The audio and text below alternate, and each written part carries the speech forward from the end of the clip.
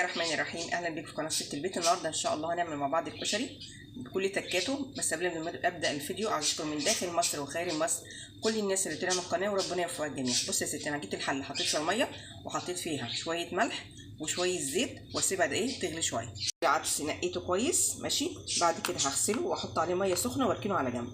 احنا كده سلقنا المكرونه، احنا سلقنا فيها، حطيت فيها شويه زيت هحط فيها المكرونه ونيجي مع بعض. انا بقى شادي الزيت وقعدنا نقلب بيها بقى شويه كده.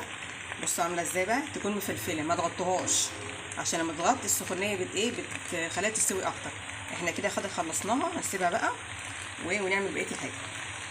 حمص اهو شايلاهم، غسلتهم برده وحطيت عليهم ميه سخنه ولمده 10 دقايق، وبعد كده غسلتهم وحطيت عليهم ميه سخنه ماشي. بس بعد ما غسلته طبعا كنت حاطاه في ميه سخنه لغايه ما الحبايه فردت شويه كده، وبعد كده هنحطها بقى هنقلب بقى كده ماشي البصلايه مع العدس كده لغايه بس يشخص شويه، وبعد كده ننزل عليه بالميه.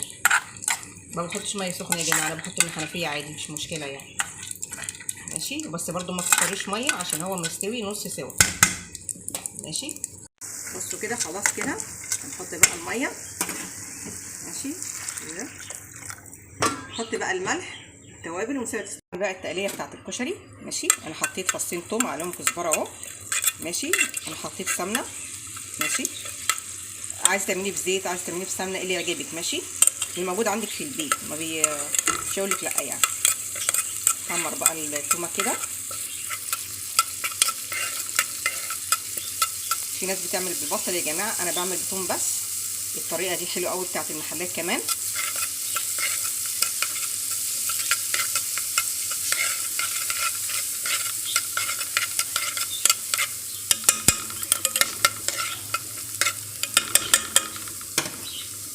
بصوا قربت التوميه تتحمر ماشي، عايزينها تتحمر بس ما نحرقهاش. نجيب بقى الخل ماشي ونحط عليه. دلوقتي بقى نحط القوطه ماشي، نفضل ده كده ونقلب بقى ونسيبها تسبك. نيجي مع بعض هنعمل الرز.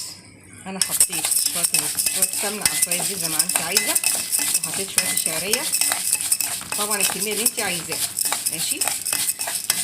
نقعد نقلب بقى كده لحد ما الشعريه تتحمص شويه كده. خلاص الشعريه اتحمرت اهي، هنحط بقى الرز ماشي ونيجي مع بعض. حطيت الرز بقى وقلبته كده. طبعا مش هحط الميه الا لما الاقي شغل في ايدي كده. طبعا كلنا شاطرين بس انا بقول للبنات المبتدئين ماشي.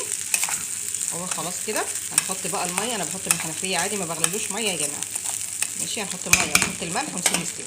بقى الدقه انا عاملاها على البارد. انا حاطه هنا فصين توم عليهم كزبره وعليهم كمون، وحطيت كمان حطيت يعني ذره ملح ماشي. هنحط بقى الخل بقى الخل كده، ونزود بقى شويه ميه ماشي من المنظر ده كده. خلصنا الدقه اللي هي الثوم. نعمل بقى الشطه حطيت معلقتين صلصه وحطيت الشطه بس، وبرده رشه ملح، وهنحط برده ريحه خل كده، ونكمل بقى بالميه بالمنظر ده. اسهل طريقه لعمل الكشري والطعم مقولكوش والله طعم جميل جدا. هنقلب بقى كل ده كده. ادي كده خلصنا الشطه. طبعا لو عندكم اطفال يا جماعه ما تحطولهمش الشطه. وادي الخل اللي هي التومه ماشي. هادي المنظر ده كده. كده خلصنا الدقه والشطه. خلاص بصوا ما شاء الله عامل ازاي، شايفين بس مفلفل ازاي ما شاء الله. كده خلصنا كمان الرز. مكرونه شايفين زي بتاعت المحلات مفرطه ازاي، عشان عملناها بشويه الزيت بعد ما صفيناها من الميه ماشي. بس خلصنا كمان برص النص عامل ازاي ما شاء الله، ما كترناش الميه. ادي الصلصه يا جماعه مش باينه طبعا من البخار ماشي. ادي الدقه ماشي. بعد ما نيجي نحط بقى اوريكم في الاخر خالص يا جماعه. ادي الكشري اهو ما شاء الله بعد ما خلصنا. طبعا الحمص استوى ماشي، وبألف هنا والشفا.